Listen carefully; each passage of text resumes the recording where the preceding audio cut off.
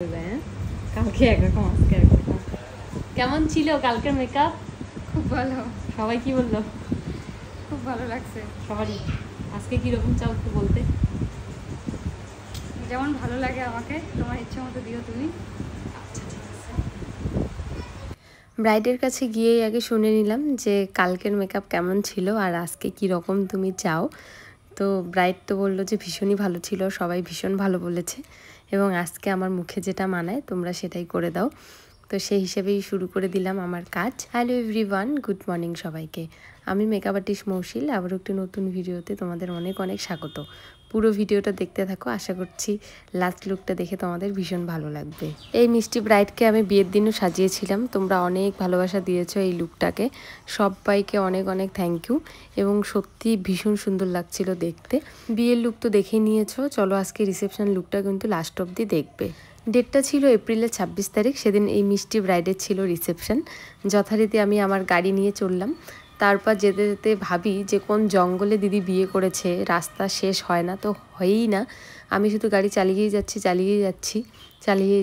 তারপর অনেক দূর রাস্তা যাওয়ার পরে আমি পেলাম ব্রাইডের বাড়ি। আমি নামটা ঠিক মনে নেই, জায়গার নামটা, যদি ভিডিওটা আপলোড করার সময় মনে থাকে তাহলে আমি ক্যাপশানে দিয়ে দিব, তোমরা দেখে নিও। অনেকটাই দূর ছিল সেদিনের লোকেশান। যাই হোক, ব্রাইড আমাদের যেখানেই থাকুক না কেন আমাদের কিন্তু পৌঁছাতে হবেই। দিদির এটা শ্বশুরবাড়ি বলে লোকেশানটা সেরকমভাবে বলতে পারেনি।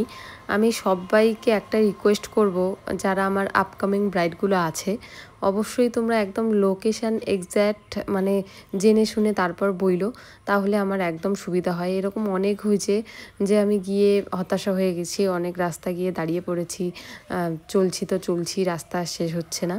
তো তোমাদের রিকোয়েস্ট করব যে তোমরা লোকেশানটা ঠিকঠাক জেনে আমাদের বলো, তাহলে সুবিধা হয় অনেক। বেস মেকআপটা দেখে বুঝতেই পারছো যে মেকআপটা কতটা গ্লো করছে। একদম লো লাইটে আমি দেখাচ্ছি এখানে। আই মেকআপটা আমি স্মোকি রেখেছি দিদির মুখের অনুসারে, ভাবছিলাম যে ভালো লাগবে, সত্যি সুন্দর লাগছিল। এবং লিপস্টিকটা আমি নিউড রেখেছি। হেয়ারের ব্যাপারটা নিয়ে আগেই ডিসকাস করা ছিল দুজনের মধ্যে, বলছিল যে আমি ওপেন রাখতে চাই বা ওপেন রাখার খুব ইচ্ছে দিদি রিসেপশনের দিন। তো আমি বলছিলাম ঠিক আছে, তুমি একটা এক্সটেনশান কিনে নাও, বাকিটা আমি দেখে নিব। তো সেই হিসাবেই ওপেন রাখা হয়েছে হেয়ারস্টাইলটা। তোমাদের হেয়ারস্টাইলটা কেমন লেগেছে জানিও। তো অনেক বকবক করার পরে আমার লুক কিন্তু রেডি। তো তোমাদের কেমন লাগলো আজকের এই মিষ্টি রিসেপশন ব্রাইড অবশ্যই জানাবে। এবং তোমাদের শুভ দিনে যদি এরকম সুন্দর সুন্দর লুক পেতে চাও বা আমার কাছে সাজতে চাও, অবশ্যই আমার সাথে কন্ট্যাক্ট করে নিও। Contact number 8695363444। যাই হোক, তোমাদের একটা কথা না বললেই নয়, সেটা হচ্ছে আমি ভিডিও বানাই, আমি সেরকম গুছিয়ে কিন্তু কোনো কথাই বলতে পারি না, যেটুকু মনে আসে আমি সেটুকুই বলি।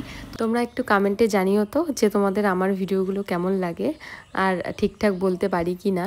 যতটুকু, ওই যে বললাম, যতটুকু মনে হয় আমি ততটুকুই বলি, সেভাবে গুছিয়ে আমি কথা বলতে পারি না। আর একটা হেল্প তোমাদের কাছে চাইবো, যে যদি কেউ জেনে থাকো তাহলে বইলো যে আমার পেজে অনেক দিন থেকেই 10K ফলোয়ার্স হয়ে আসে, না বাড়ে না কমে, ওই রকমই আছে, সেরকম ভিউ কিন্তু হয় না।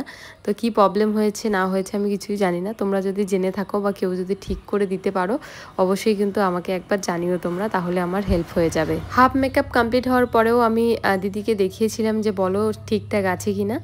তো সামনেই দেখতে পেরেছো যে মুখের হাসি বলছিল হ্যাঁ সব ঠিকঠাক আছে।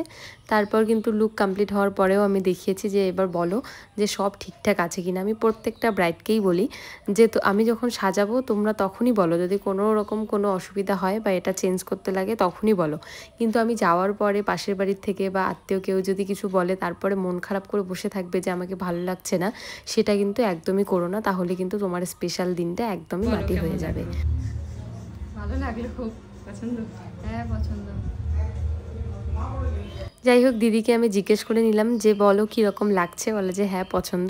ওই যে আগের ভিডিওতেই বলছিলাম যে সবাই কিন্তু সেইভাবে রিভিউ দিতে পারে না, যতটুকু বলতে পারে অতটুকুই আমার জন্য অনেক। তো দেখা হচ্ছে অন্য কোনো ভিডিওতে, সবাই ভালো থেকো, সুস্থ থেকো, রাধে রাধে।